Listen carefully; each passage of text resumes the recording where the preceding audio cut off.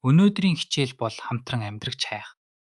Мөн хамт амьдрахдаа мөрдөх дүрмүүдийг хэрхэн англиар ярилцах тухай хичээл байх болно. Хамтран амьдрах хайж байгаагаа хэлэхдээ I am looking for a roommate гэж хэлдэг. Эсвэл зар тавихдаа маш товчоор roommate want гэж бичиж болно. Хамт амьдрах хүнийхээ зуршлыг мэдэх нь маш чухал. What is your daily routine? Таны өдөр тутмын дэглэм ямар вэ? Мөн Are you a morning person or a night owl? Та өглөө эрт босдог хүн үү эсвэл шөнө орой суудаг хүн үү гэж асууж заншлыг нь мэднэ. Төлбөр мөнгөө хэрхэн хуваахаа тохирохдоо We will split the rent and utilities гэж хэлж болно. Гэдг нь ус цахилгаан зэрэг ашиглалтын зардал юм.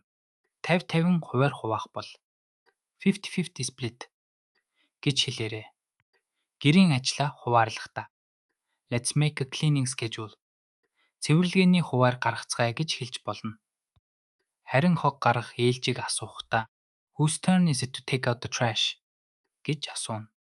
Зочин хүлээн авах дүрмээр ярихдаа Let me know in advance if you have guests гэж хэлнэ.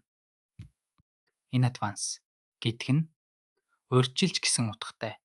Мэдэгдэхгүйгээр хүн хоноолохгүй гэвэл No overnight guests without notice гэж хэлж болно. Хамтдаа хэрэгэлдэг талбайг Common areas гэж нэрлэдэг.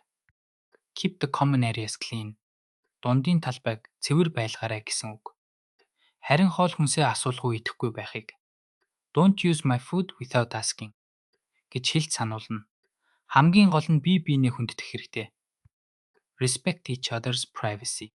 Бие биенийхээ хувийн орон зайг хүндэтгээрэй. Баяртай.